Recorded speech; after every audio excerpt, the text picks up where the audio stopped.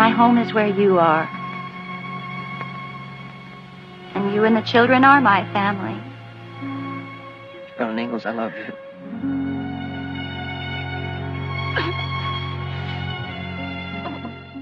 Close your eyes for a second. Can you hear it? That flute melody light as a breeze drifting over a hill of golden grass. You see a wagon creaking along a man with a crooked smile and a fiddle, and a little girl in braids running, falling, and laughing as she gets back up. For 9 years, Little House on the Prairie wasn't just a TV show. It was a sanctuary.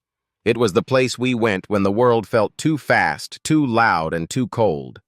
It taught us that as long as you had a roof that didn't leak too much and a family that loved you, you were the richest person in Walnut Grove. But here's the thing about memories. They tend to filter out the shadows. Behind the sun-drenched fields of Simi Valley and those cozy nights by the hearth, there was a different story unfolding. A story of blistering heat, hidden addictions, and a physical toll that some actors are still paying for today. We looked at Charles Ingalls and saw the perfect father, but the man playing him was fighting demons that a fiddle couldn't soothe. We saw a pioneer paradise, but the ground they filmed on was hiding a toxic secret that would eventually come for them all. Tonight, we're going back to the prairie. But we're not just looking at the nostalgia. We're looking at the scars. These are 15 heartbreaking secrets you never knew about Little House on the Prairie. Top 15. The Oven in Simi Valley. When you watch the show, you see the Ingalls family bundled up in heavy wool coats trekking through what looks like a brutal Minnesota winter. You see the breath in the air, the shivering shoulders. You feel for them. But if you could have stepped just 3 feet behind the camera, the illusion would have melted literally. The show wasn't filmed in the snowy Midwest. It was shot at Big Sky Ranch in Simi Valley, California. And let me tell you, that place is a furnace. Temperatures regularly soared past 100 degrees. Imagine for a second being a child actor draped in heavy cotton petticoats, wool shawls, and stockings, standing under the white-hot California sun for 12 hours a day. It wasn't just uncomfortable, it was dangerous. Actors were passing out like dominoes.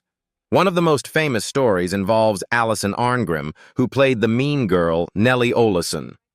During one of the very first episodes, the heat was so intense that she simply collapsed in the dirt. The crew actually had to start keeping a fainting log. It sounds like a joke, right? But it wasn't. They were kids pushing through exhaustion to give us that perfect, wholesome image of a cool spring morning. Top 14. The Ghost in the Typewriter. We all know the books by Laura Ingalls Wilder. They're staples of childhood.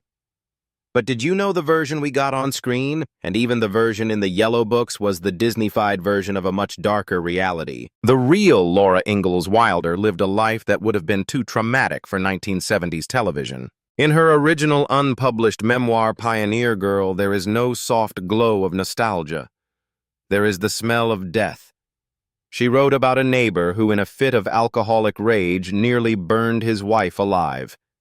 She wrote about the agonizing death of her infant brother Freddie, a loss so deep it was scrubbed from the TV show entirely to keep the mood uplifting. The real Little House was a story of starvation.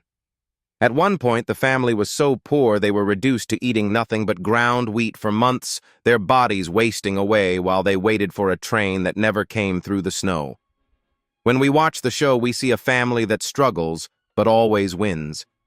In reality, Laura was a woman haunted by the ghosts of a frontier that tried to kill her every single day. Top 13. Pa's Hidden Smoke. Michael Landon. To us, he was Charles Pa Ingalls, the moral compass, the man who could fix a fence and your broken heart at the same time. He was the ultimate girl dad, before that was even a term. But Landon was a man of intense, jarring contrasts. While Pa Ingalls spent his Sundays in church, Michael Landon spent his days on set fueled by a very different spirit. Landon was a heavy smoker. We're talking 4 packs of unfiltered menthols a day. But it didn't stop there. He had a habit of keeping a tin cup nearby, the kind you'd see a pioneer drink water from. Except it wasn't water. It was often wild turkey bourbon or vodka mixed with a little bit of soda. Think about that. The man delivering those tear-jerking speeches about honesty and temperance was often doing so through a haze of nicotine and alcohol. He was a perfectionist, a workaholic, who carried the weight of the entire production on his shoulders, and he used those vices to numb the pressure. He was a hero on screen, but a deeply complicated human being the moment the cameras stopped rolling. Top 12. The Wig of Torment. Nellie Oleson. The girl we all love to hate. With those perfect golden sausage curls and that smug little smile. You probably thought she was just a lucky girl with great hair, right? Wrong. That hair was a nightmare made of wire and metal. Allison Arngrim didn't have curls like that. So the wardrobe department fitted her with a wig that was so heavy and so poorly designed that it had to be clamped onto her scalp with dozens of sharp metal hairpins. Every time she moved her head, those pins would dig into her skin. By the end of a long day in that Simi Valley heat, Allison's scalp would literally be bleeding. She would go home with sores on her head, but when the director yelled action, she had to snap back into being the spoiled rich girl. It's ironic, isn't it? The character who lived in the most luxury on screen was often the one in the most physical pain behind the scenes. Top 11. A Father's Shadow. If you want to understand why the chemistry between Laura and Pa felt so real, you have to look at the heartbreak in Melissa Gilbert's real life. Melissa was only 11 years old when her father passed away. Suddenly, she was a little girl lost in the giant machine of Hollywood. Michael Landon didn't just play her father. He stepped into the void. He took her under his wing, invited her to his home for holidays, and became the son her world revolved around. But here is where it gets complicated. When you lose a father and find a surrogate in your boss, the lines get blurry. Melissa idolized him, but as she grew up, she had to witness the fallout of his real-life choices, his painful divorce, his scandals, and his eventual illness. She once said that her relationship with him was intensely close but deeply complicated. She was a child clinging to an icon, trying to find a father in a man who was struggling to even be himself. It was a beautiful bond, yes, but it was built on the foundation of a little girl's grief. Top 10. The Vanishing Mother. If you've seen the series finale The Last Farewell, you know it's a tear-jerker. The whole town gathers, the buildings are gone, and the era officially ends. But if you look closely at the crowd of mourning faces, someone is missing. Someone vital.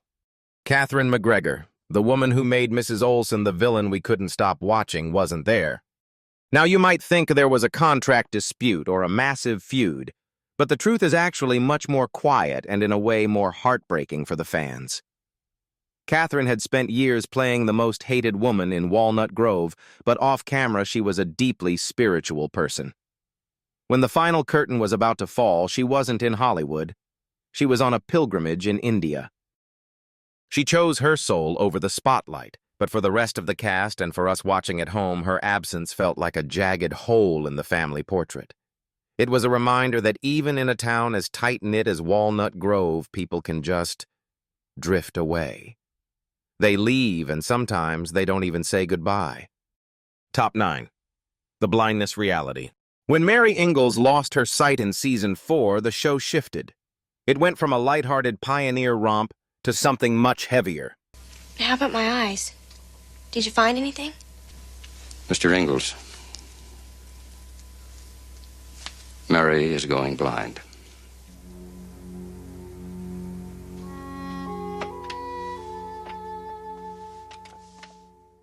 Melissa Sue Anderson, the actress who played Mary, became the first cast member to ever be nominated for an Emmy. She was brilliant. I don't want people looking at me, feeling sorry for me. But that brilliance came at a massive personal cost, total isolation. Imagine for a second being a teenager on a hit show. Your friends Melissa Gilbert and the others are running around playing tag and laughing between takes. But you have to stay in character. You have to keep your eyes unfocused. You can't look at them. You can't join the game because if you break that blind trance, the performance fails. Melissa Sue Anderson eventually became an outsider on her own set. The younger kids thought she was cold or stuck up, but the truth was much lonelier. She was a girl trapped in a dark room of her own making, while the rest of the world played in the sun just a few feet away. It wasn't just acting. For her, the Prairie became a very quiet, very lonely place. Top 8. The Mean Girl Origin. Nellie Oleson wasn't just a character cooked up by a writer in a room. She was a ghost from Laura Ingalls Wilder's real past. But here's the kicker. The real Nellie was actually much worse than the one on TV. The Nellie we see on screen was actually a Frankenstein of 3 different girls from Laura's childhood: Nellie Owens, Genevieve Masters, and Stella Gilbert. These weren't just schoolyard rivals. They were symbols of the class warfare on the frontier. Genevieve Masters, in particular, was the daughter of a wealthy family who treated Laura like dirt because she wore hand-me-down dresses and smelled like the barn. Decades later, when Laura sat down to write her books, the pain of that humiliation was still so fresh that she merged all her enemies into one supervillain. Nellie Oleson exists because a little girl's heart was broken in 1870, and she never, ever forgot the face of the person who did it. Top 7. The Sacrifice of Jack. If you want to know when Little House truly lost its innocence, it was the day Jack died. Jack, the faithful brindle bulldog who followed the wagon across the creek, was the heart of the Ingalls family. In the show, Jack passes away peacefully in his sleep. It's a scene that shattered a generation of children. But the behind-the-scenes story is even more bitter. The original dog who played Jack was a professional, a gentle soul who the cast truly loved. When he died in real life, the atmosphere on set turned cold. Michael Landon brought in a replacement dog, but the chemistry was gone. The new dog didn't know Melissa Gilbert. It didn't have that spark. To make matters worse, Landon was so focused on the schedule that he didn't give the kids time to mourn. They had to film the goodbye scene with a dog that was essentially a stranger. For Melissa Gilbert, those tears weren't just for the cameras. They were for a friend she had lost and a childhood that was rapidly disappearing. Top 6. The Stunt of Faith. We live in an age of CGI and strict safety unions, but in the 1970s, the Prairie was the Wild West even for the actors. There were scenes where the Ingalls children had to run through actual fires or wade into rushing rivers that could have easily swept a small child away. Michael Landon was a get-the-shot-at-all-costs kind of director. He pushed those kids hard. There's a famous story about a scene involving a massive explosion. The child actors weren't told exactly how big the blast would be. When it went off, the fear you see on their faces, that wasn't acting. That was genuine heart-pounding terror. They trusted Pa to keep them safe, but Pa was a man who believed that the only way to get a real reaction was to put you in a real situation. It's a miracle no one was seriously hurt, but the psychological toll of those high-stakes days stayed with those actors long after the cameras were packed away. Top 5. The Silent Echo, the Cancer Cluster. Now we have to talk about something that feels like a shadow over the entire legacy of the show. If you look at the cast and crew of Little House, a terrifying pattern begins to emerge. Michael Landon, Pa Victor French, Mr. Edwards Merlin, Olson, Jonathan Garvey, and even many behind-the-scenes crew members, they all died of cancer. For years, people whispered, was it just bad luck? Or was it the land itself? Here's the chilling reality. Big Sky Ranch in Simi Valley sat less than 3 miles away from the Santa Susana Field Laboratory. In 1959, that lab was the site of one of the worst nuclear accidents in U.S. history, a partial meltdown that released an unknown amount of radiation into the air and soil. The actors spent 14 hours a day for 9 years rolling in that grass, breathing that dust, and drinking the local water. They were filming a show about a simpler, healthier time, while an invisible poison might have been seeping into their bones. It's a tragic irony that the very hills that gave them fame might have also been the hills that took their lives. Top 4. The Replacement Scandal. You probably noticed that Carrie Ingalls, the youngest sister for many years, didn't talk much. She was played by identical twins Lindsay and Sydney Greenbush. In the beginning, they were adorable, but as the show went on, the Carrie problem became a major headache for Michael Landon. The twins struggled with the demanding pace. Because they were so young, they often looked confused or stiff on camera.